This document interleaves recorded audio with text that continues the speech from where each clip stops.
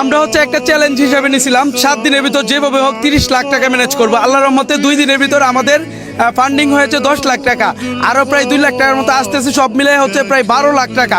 তো আমরা চাই হচ্ছে 30 লাখ টাকায় ম্যানেজ করার জন্য, তা হচ্ছে 7 দিনের ভিতর। 2 দিনে ভালো একটা ফিডব্যাক আনতে পারছি, আপনাদের দোয়া এবং সহযোগিতা চাই, আমরা ইনশাল্লাহ পারবো। আমরা কিশোরগঞ্জের মানুষ এবং সারা বাংলাদেশের মানুষ দেখিয়ে দিব সায়েদ ভাইয়ের জন্য 30 লাখ টাকা সম্ভব।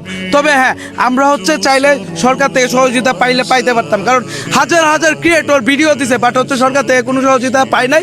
তবে আমরা সাধারণ মানুষ দেখিয়ে দিব আমরা সায়েদ ভাইয়ের জন্য 30 লাখ টাকায় ফান্ডিং করতে পারতেছি, তাও 7 দিনের ব্যবধানে।